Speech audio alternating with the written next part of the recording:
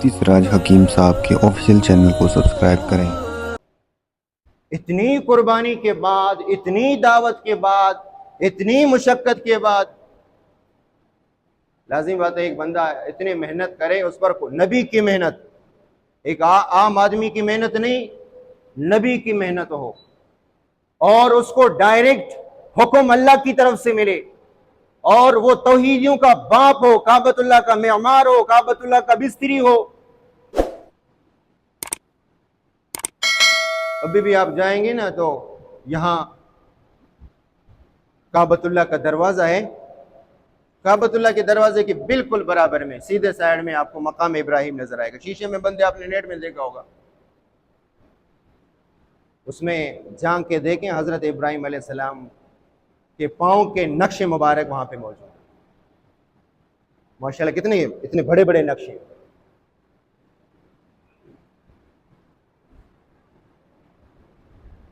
अब सऊदीया हुकूमत को अल्लाह तबारक व तआला ने इतनी सआदतें दी कि वहां पर इब्राहिम अलैहिस्सलाम के नक्शे मुबारक अभी भी मौजूद है।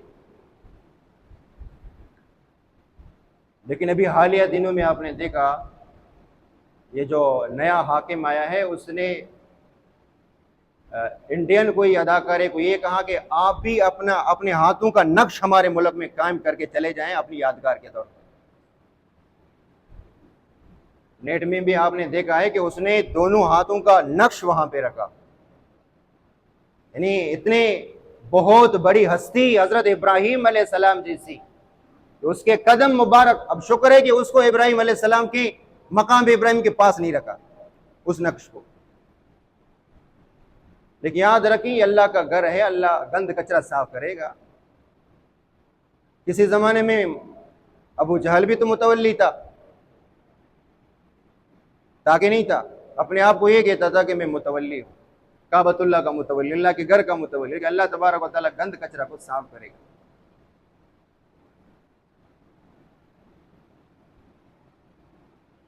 तो किस लिए कुर्बानी करते हो? ये हजरत इब्राहिम अलैहिस्सलाम की सुन्नत है।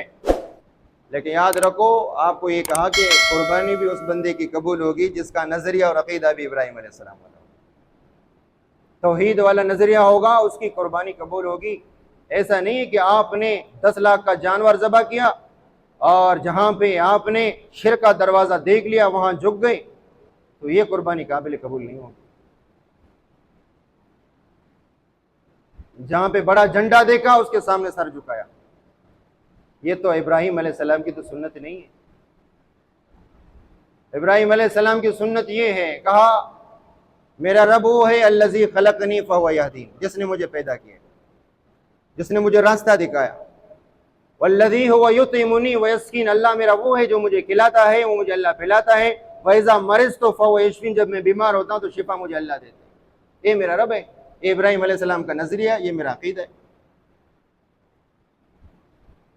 तो यहां पे हाबिल की कुर्बानी कबूल हुई, काबिल की कुर्बानी कबूल नहीं हुई। तो अल्लाह तबारक व तआला फरमाते हैं इन्नमा यतक़ब्बलुल्लाहु मिनल मुत्तक़ीन, अल्लाह से डरने वाले लोगों की कुर्बानी कबूल होती है। क्या मतलब? जहां पे सूद आ जाए मुझे अल्लाह से डर है भाई, क्योंकि आपको पता है कि अल्लाह खबीस माल को कबूल नहीं फरमाती। अगर आप सूद की रकम से 1 करोड़ का बेल लेंगे ना, अल्लाह को इसकी कोई जरूरत नहीं। लन यनालल्लाह लुहूमुहा वला दिमाउ, कुरान कहता है लन यनालल्लाह लुहूमुहा वला दिमाउहा, कि अल्लाह तबारक व तआला को न तुम्हारे गोश्त की जरूरत है, वला दिमाउ, न खून की जरूरत है, वला कि यनालु तक़वा मिनकुम, अल्लाह तबारक व तआला को तुम्हारे तक़वा की जरूरत है।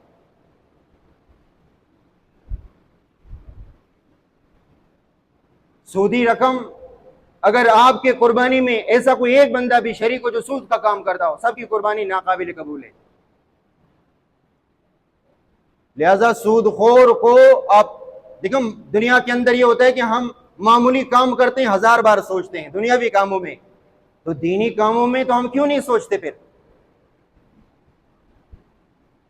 आपका हिस्सेदार और शरीदार ऐसा बंदा हो कि जो सूद का काम करता हो, रिश्वत का काम करता हो और इसका कोई जरिए माश नहीं है, आप देखते हो अपनी आंखों से, तो आप इतने अजीम अमल को इस तरीके से बर्बाद ना करें।